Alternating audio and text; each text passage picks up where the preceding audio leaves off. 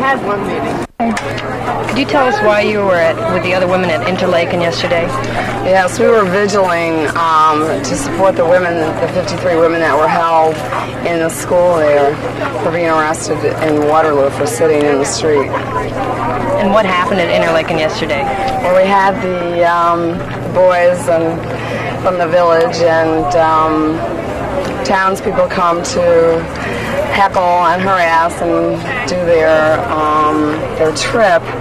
And we had a very peaceful vigil all day. We were up on the lawn, and we were able to converse with the women in the Interlaken school being held. We were able to yell messages to them and get messages back. We staged an enactment of the march the day before. We staged going over the fence. It was a very lighthearted day. The police were very mellow and very friendly, and the townspeople stayed during the day across the way, just basically being peaceful themselves. As the night wore on, more women came and joined us, and we decided that we wanted to spend the night, that it was very important for the women left in Interlaken to be supported and for them to have continual contact with us. Unfortunately, the townspeople grew, and the boys became more and more obnoxious and more violent, commie pinko dykes, the regular stuff. And more and more of them gathered, and to the point where there was probably 150 or more, and whenever another woman would try and join us, they would surround those women or woman, screaming and hollering and trying to chase her away. At that point, some of us that were vigilant would try and get into the crowd to create a safe passageway for those women, which was virtually impossible. The police that we had encouraged to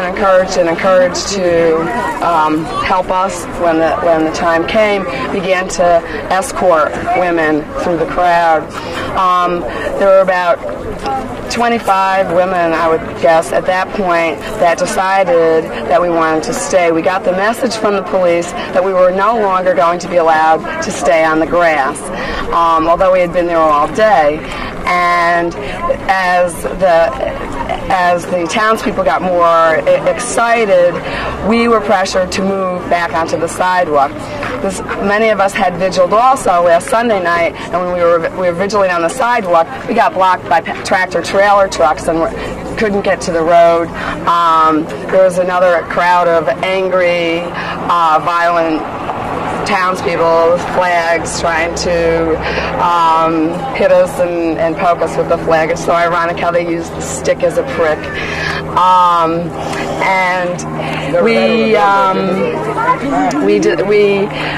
We were very fearful and decided we would not move onto the sidewalk, that it would be another setup, we would be putting ourselves in jeopardy, that we had been there all day and we weren't going to move. And the tension escalated and escalated. The women in the circle were wonderfully calm and centered. We sat and we kept our energy grounded, and we began a process with, by this time, about 30 women. We had 3 women from the other side, from the townspeople, come across and join us. We had an elderly couple come across and join us and give us their support. And the circle kept growing, and people became more and more determined to stay and not to be the first to leave, that we were always asked to be the first to leave because of other people's incited violence and anger. So there was a lot of negotiating between the police did a lot of negotiating and talking with the townspeople and then coming to talk with us. Meanwhile, our growing circle of 30 plus was processing, and every single woman went around talking about her feelings, who wanted to stay, who wanted to go. We were told then that it would be trespassing to be on that property all day long. There was conflicting messages from the police as to whose property we were trespassing on. It was the school boards, it was the towns, it was the counties. The line was here, the line was here, the line was here. And several of us decided that we would accept no more arbitrary line drawing, that we would not be the ones to bear the brunt of the consequences of these other people's anger. In other words, if it wasn't for the agitation on the other side, we would have been allowed to stay there. But because of their rising anger, we were the ones that would have to go. So we decided we didn't want to do that. Ultimately, we had those of us who decided to leave had left, and they dispersed the townspeople first, which was a real blessing. I mean, it was the first time that townspeople were asked to disperse first, and we weren't. And I believe that was because of the strength of our circle.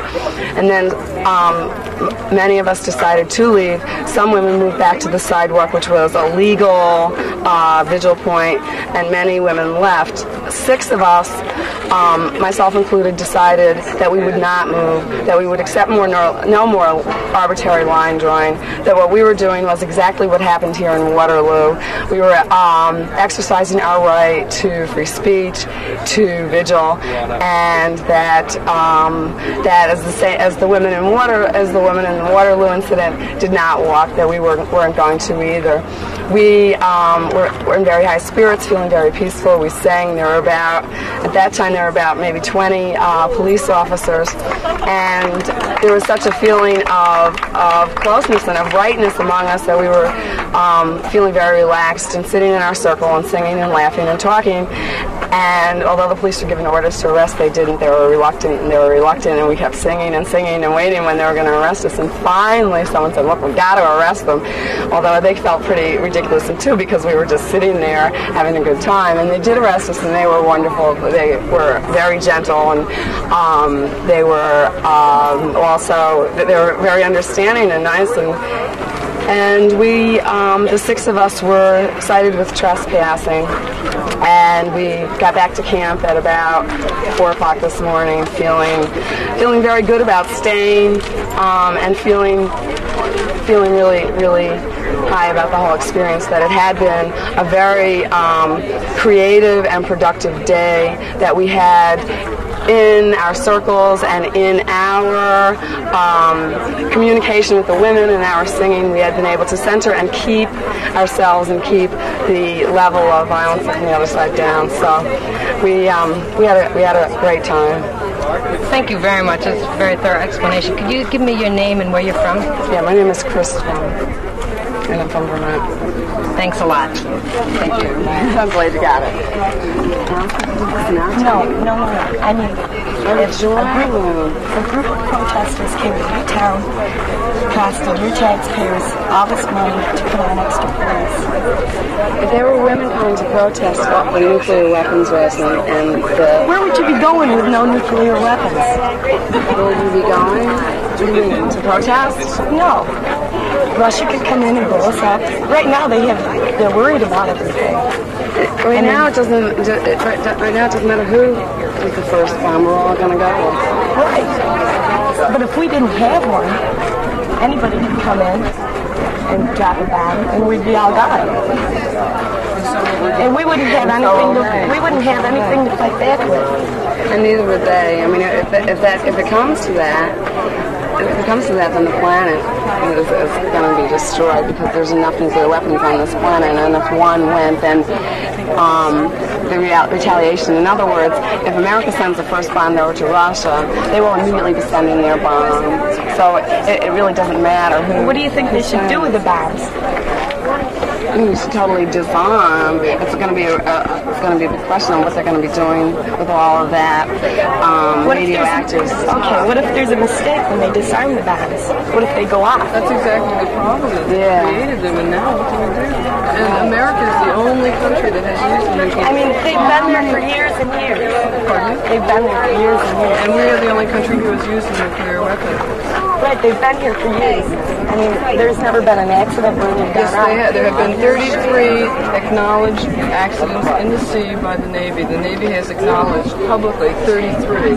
If they've acknowledged 33, then you know that more have happened. And again, I just want to remind you, we are the only country who has used the nuclear bomb. And we are the only country who has threatened to use the nuclear bomb since Korea and right up to Vietnam. So the Russians Or would you rather have these bombs to keep us free? This is the United States of America. You should be proud to live here. If you don't like living here, if you don't like what the United States stands for, you should get out. Why walk away? You started this. You came here. Why are you walking away? You don't want to talk to us now. We're being heard. I feel like it's disarming. No. I would like to have a conversation with you. I don't feel like having. I work when everybody else goes out. When all the residents go out, I'm working. And I never have a chance to go out there. And I don't have to work this morning, so I thought I would come down.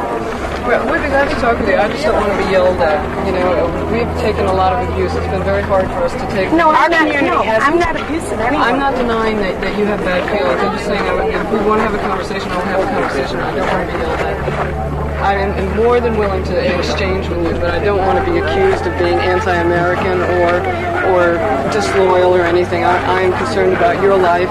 I'm concerned about my life. I'm concerned about my children's. I'm concerned about Russian children's lives. I don't care who is the first to throw the bomb. We're all going to go.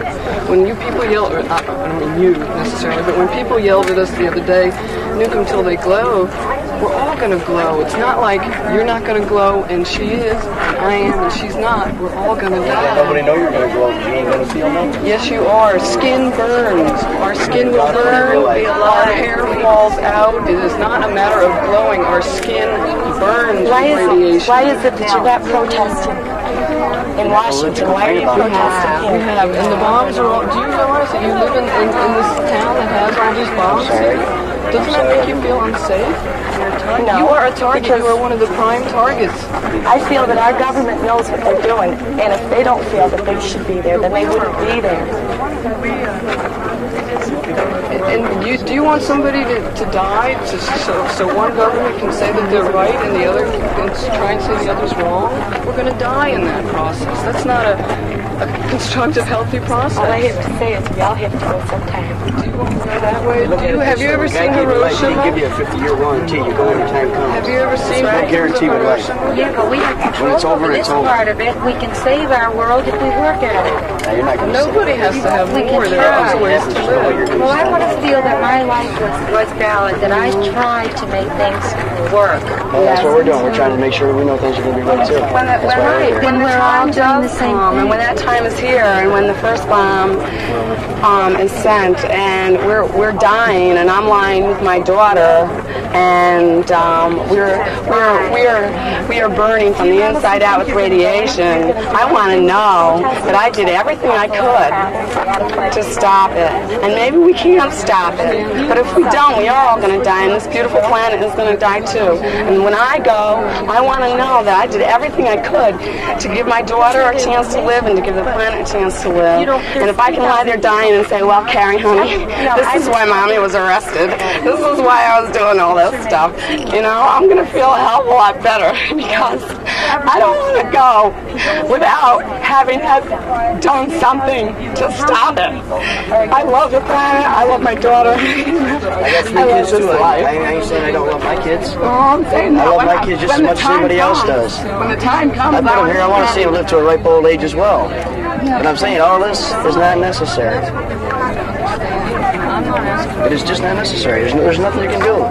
It is. What if they look at you today and say they're going to freeze the weapon? everybody says there's nothing. Then just do it secretly. How are you guys going to know any difference? It's going to keep on going. As long as everybody said that. As long as people keep wanting it to happen and we keep working on it, then there's hope. If none of us do anything, there is no hope. As long as it's worth doing something about it. It's unfortunate that people get so upset and are so fearful of some things that you don't have to be afraid of. And there have been a lot of people who are terrified, who have a lot of fears about things that do not exist. Right, and there's a lot of you women saying that this thing that's going on today isn't right. The girl shouldn't have been arrested. Right. Last Saturday when this thing all happened, the police asked us to move the street and clear the street. Okay, we the townspeople cleared the street. We were off the street and on the sidewalk. We moved. But there was nowhere for the women to go, was there? They couldn't get through. We just told them they gave us us 10 minutes to move, the women had the same right 10 minutes to move. So I don't feel they should have the right to walk out of here today scot-free. There was a man with a gun in the crowd. That man with a gun was a lunatic. He's gone. He took him away. Listen, they sat down because they thought it was less confrontational, that it would incite people less. They were guaranteed a safe passage out. The cops couldn't get to the other side. You know, there were people. They cleared the streets. Yeah, and they asked us to leave. They asked us to leave on the sidewalk. We started to walk down the road, and the entire crowd just came right back. And you saw that. Because the other ones said they wouldn't move. The other ones said they were not moving to their state. So we just walked back. They stood up. They stood up, and they started to walk. No, you weren't. Come on. They were guaranteed a safe They stood up, and the crowd just came right back. The man with the gun was gone. The guy was a lunatic. He wasn't part of us. How were the women to know there weren't other people that as soon as they stood up, The crowd came right in immediately and would not let them pass, and they sat back down. And he knows that I walked in there and I talked to them.